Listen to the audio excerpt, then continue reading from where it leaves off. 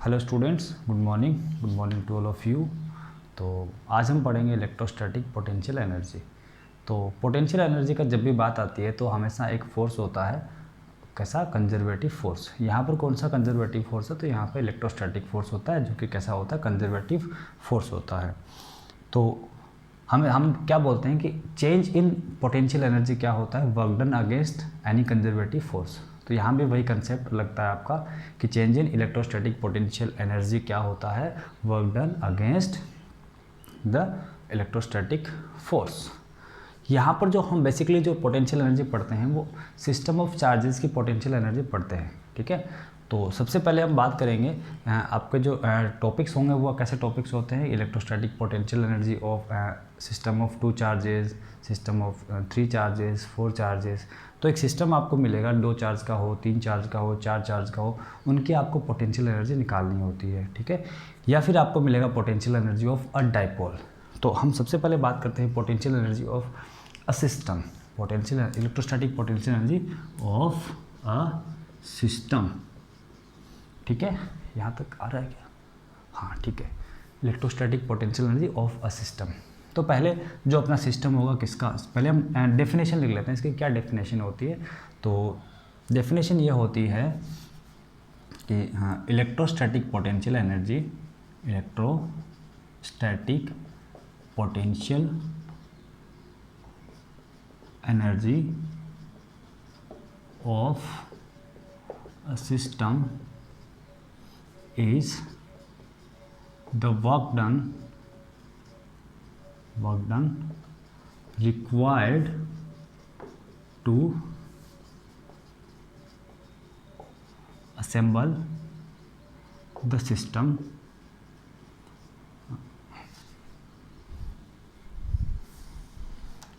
by after या फिर from infinity। मतलब ये कि अपना जो सिस्टम है उसको हम इन्फिनिटी से लेके आएंगे और असेंबल करेंगे तो कितना वर्क हमें करना पड़ेगा, ठीक है। तो ये आपके electrostatic potential energy of a system की प्रॉपर डेफिनेशन है। तो सबसे पहले हम बात करेंगे electrostatic potential energy of a system of 2 charges, ठीक है। तो अगर 2 चार्जेस हों तो इलेक्ट्रोस्टैटिक पोटेंशियल एनर्जी क्या होगी। तो पहला है आपका electrostatic potential energy of a system of 2 charges. कितने चार्ज हैं भाई? 2 चार्जेस, ठीक है। तो हम एक 2 चार्ज का सिस्टम बनाएंगे और उन दोनों को ही हम कहाँ से लेके आएंगे, इन्फिनिटी से लेके आएंगे, क्योंकि हमने पहले डेफिनेशन लिखी है कि इन्फिनिटी से उन चार्जों को लेके आकर असेंबल करने में जो वर्क हमें करना पड़ेगा वही क्या होगा, इलेक्ट्रोस्टैटिक पोटेंशियल एनर्जी होगी उस सिस्टम की। तो अपना इन्फाइनाइट यहाँ पर है, ये Q1 और Q2 2 चार्ज इन्फाइनाइट पे पड़े हैं, मतलब बहुत दूर पड़े हैं।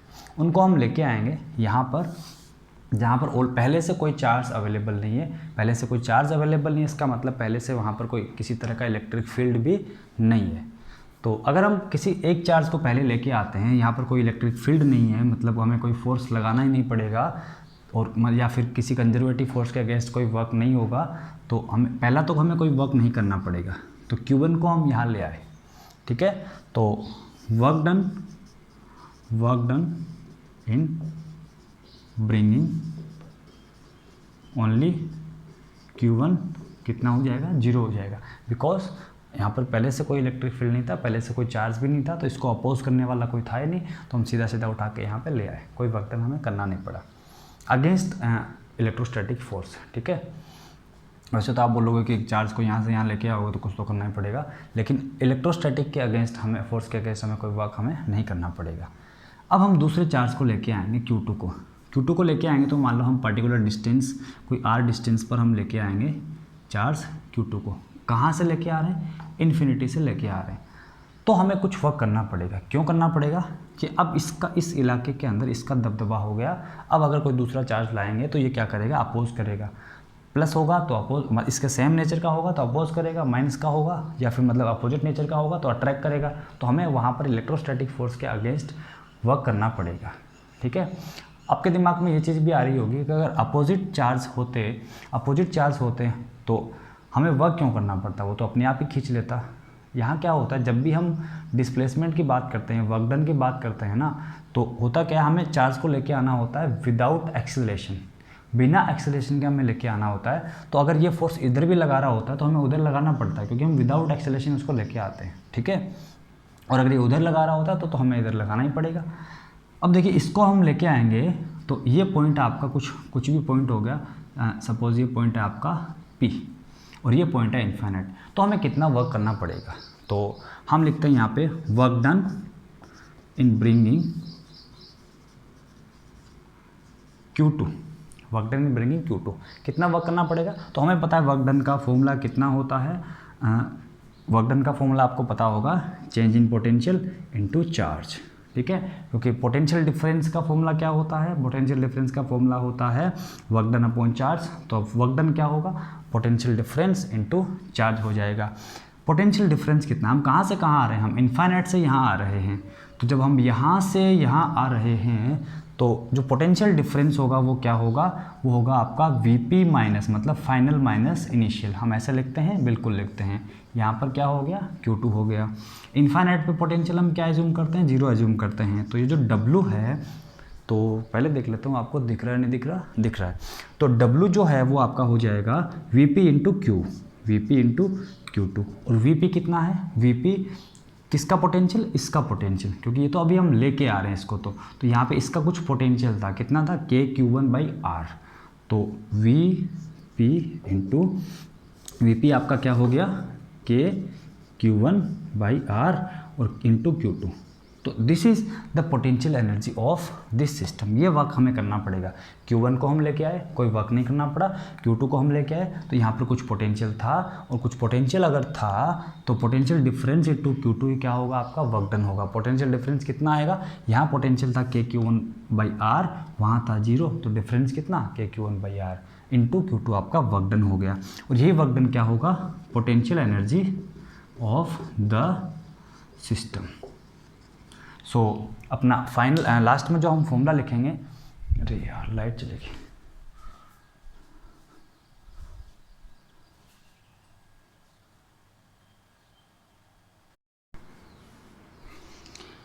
Hello students. तो फाइनल फॉर्मूला जो इसका हम लिखेंगे वो कुछ इस तरह से हम लिख देंगे कि ऐसा एक डायग्राम बना देंगे finally,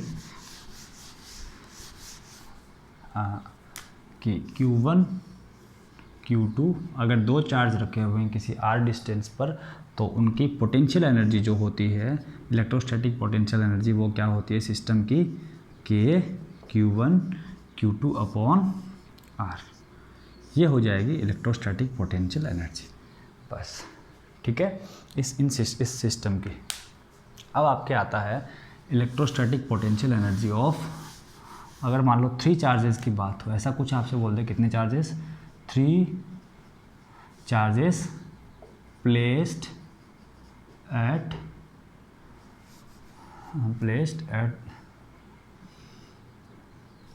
the corners of an equilateral triangle. तो अगर कोई इक्विलेटरल ट्रायंगल ऐसे लिख दिया हमने, सपोज ये वाला इक्विलेटरल ट्रायंगल जिसकी साइड A है, अगर 3 चार्जेस को हम यहाँ पर रख रहे हैं, this is charge Q1, this is charge Q2 and this is charge Q3, तो इस सिस्टम की पोटेंशियल एनर्जी क्या होगी, या एक इलेक्ट्रोस्टैटिक पोटेंशियल एनर्जी क्या होगी। तो अगर 3 चार्ज हैं तो हम क्या करेंगे, देखिए वैसे ही हम 3 चार्जेस को हम लेके आएंगे कहाँ से, इन्फाइनाइट से। इनको असेंबल करने में कितना वर्क करना पड़ेगा। तो इनिशियली आपके जो तीनों चार्ज हैं Q1 Q2 Q3 तो कहाँ पर हैं, इन्फाइनाइट पे हैं, ठीक है। अगर सबसे पहले मैं Q1 को लेके आऊँगा तो यहाँ पे पहले से कोई चार्ज नहीं है, तो मुझे कोई वर्क करना नहीं पड़ेगा अगेंस्ट एन इलेक्ट्रोस्टैटिक फोर्स। तो Q1 को मैंने लाके चुपचाप यहाँ पे रख दिया। लेकिन जब मैं Q2 को लेके आऊँगा और Q2 को मैं यहाँ लेके आऊँगा तो मुझे कुछ वर्क करना पड़ेगा। कितना वर्क करना पड़ेगा, तो आपको पता है वर्क इसके अगेंस्ट करना है। तो ये तो हमने तो थोड़ी देर पहले पढ़ा ही था कि work done in bringing Q2 कितना होगा, work done in bringing Q2, तो अकेला Q1 है, तो अभी थोड़ी देर पहले पढ़ा था, ये हो जाएगा आपका KQ1 Q2 अपॉन डिस्टेंस कितनी, A डिस्टेंस पे। अब हम Q3 को लेके आएंगे, तो Q3 को लाकर मुझे रखना है यहाँ पर। तो Q3 को लाऊंगा तो मुझे इसके अगेंस्ट भी वर्क करना पड़ेगा और इसके अगेंस्ट भी वर्क करना पड़ेगा, ठीक है। तो जब इसके अगेंस्ट वर्क करना पड़ेगा तो work done in bringing Q3, तो यहाँ पे आपको दो वर्क करने पड़ेंगे, एक तो इसके लिए वर्क करना पड़ेगा और एक इसके लिए भी करना पड़ेगा। अगर अकेला ये होता हम कितना वर्क करते, तो Q1 Q3 अपॉन A, और इसके अगेंस्ट भी कितना करना पड़ता है, Q2 Q3 अपॉन A। तो Q3 को लाने में दो वर्क करने पड़ेंगे, एक इसके लिए और एक इसके लिए, तो Q3 Q1 हो जाएगा अपॉन डिस्टेंस कितनी A, और plus Q3 Q2 upon A। तो ये दो वर्क आपको करने पड़ेंगे। तो टोटल वर्क कितना करना पड़ा, टोटल वर्क करना पड़ा this plus this.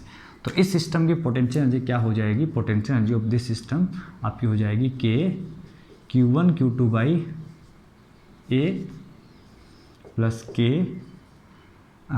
Q2 Q3 by A plus Q1 Q3 by A। ये हो जाएगी electrostatic potential energy of this system, ठीक है। तो ये था आपका इलेक्ट्रोस्टैटिक पोटेंशियल एनर्जी का कंसेप्ट, ठीक।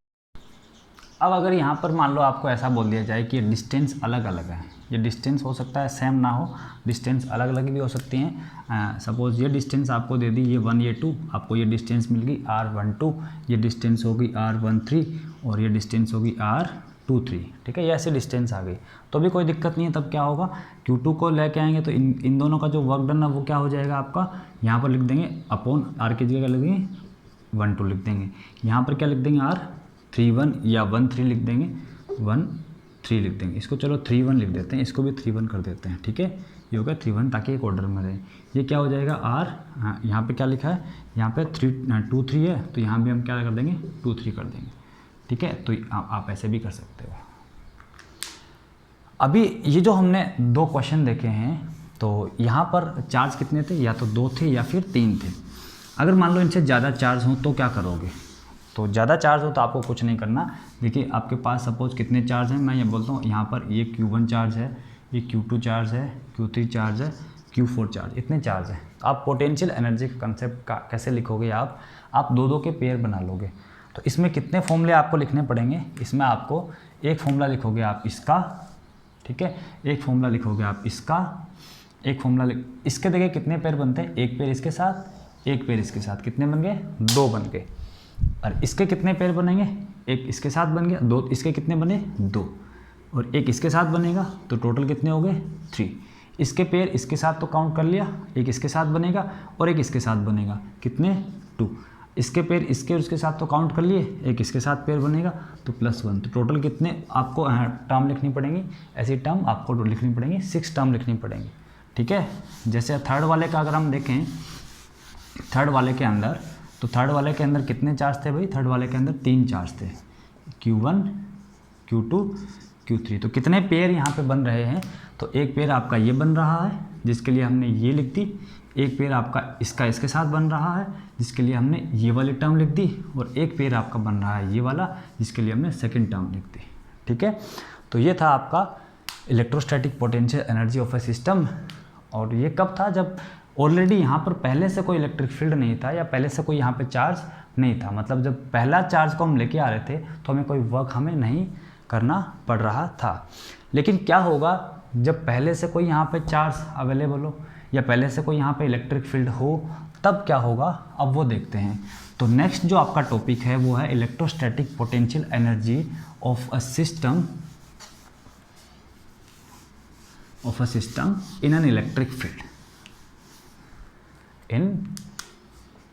उसी के आगे जोड़ देंगे in an external electric field. तो इसमें कोई ज़्यादा बड़ी बात नहीं है। एक्सटर्नल इलेक्ट्रिक फील्ड में भी क्या होगा कि यहाँ से ऑलरेडी पहले से कोई इलेक्ट्रिक फील्ड होगा, मतलब यहाँ पे किसी न किसी तरह का इलेक्ट्रिक पोटेंशियल होगा, है ना। तो अब क्या होगा, जैसे मान लो 2 सिस्टम की बात करते हैं, 2 चार्ज के सिस्टम के Q1 Q2 को हम यहाँ पे लेके आ रहे हैं। तो हम ये आपका हो गया ओरिजिन, क्या हो गया ओरिजिन हो गया। ये जो डिस्टेंस है इसकी यहाँ वाली वो है आपकी कितनी, चलो इसको बिना इसी के कर देते हैं। Q1 को हम लेके आ रहे हैं यहाँ पर रखेंगे और Q2 को हम कहाँ रखेंगे, यहाँ पे रखेंगे। ये हो गया पॉइंट A, ये हो गया पॉइंट B, ठीक है। अब अगर हम Q1 को पहले लेके आएंगे तो क्या हमें कुछ वर्क करना पड़ेगा, बिल्कुल करना पड़ेगा, क्योंकि यहाँ ऑलरेडी पहले से क्या एक इलेक्ट्रिक फील्ड है। इलेक्ट्रिक फील्ड है तो जब यहाँ कुछ नहीं होगा तो भी यहाँ पे कोई ना कोई पोटेंशियल ज़रूर होगा। तो Q1 को लेके आएंगे तो work done in bringing Q1, कितना वर्क करना पड़ेगा। तो यहाँ मान लो पोटेंशियल कितना है, VA पोटेंशियल है, कितना है VA। तो क्या मुझे इतना वर्क करना पड़ेगा, VA इंटू Q1, बिल्कुल करना पड़ेगा, ठीक है। क्योंकि वर्क डन क्या होता है, change in potential into charge. Change in potential VA क्यों लिखा, क्योंकि इन्फाइनाइट पे कितना है 0, और यहाँ कितना है, यहाँ VA, सपोज यहाँ पे पोटेंशियल कितना है VA, तो VA इंटू Q1। अब हम Q2 को लेके आएंगे बाद में। Q2 को हम लेके आएंगे तो हमें एक तो ऐसा तो करना ही पड़ेगा, यहाँ जो पोटेंशियल होगा VB होगा, तो वो तो वर्क डन हमें करना ही पड़ेगा। तो work done in bringing Q2, जब हम Q2 को लेके आएंगे तो हमें वर्क डन करना पड़ेगा। एक तो यहाँ पे जो पोटेंशियल होगा VB, उसके लिए करना पड़ेगा, वो होगा आपका VB इंटू Q2, और दूसरा ये भी तो बैठा है अब, और इसके लिए कितना वर्क करना पड़ता है हम थोड़ी देर पहले पढ़ चुके हैं, वो होगा आपका K Q1 Q2 अपॉन इनके बीच में कोई डिस्टेंस होगी, and let R with the distance, तो अपॉन क्या कर दोगे आप, R कर दोगे। तो टोटल वर्क डन कितना होगा, या टोटल इसकी एनर्जी कितनी होगी, तो टोटल वर्क डन आपका आ जाएगा this work done plus this work done, ये आ गया आपका VA Q1 plus VB Q2 plus आपका हो गया Q1 Q2 अपॉन R।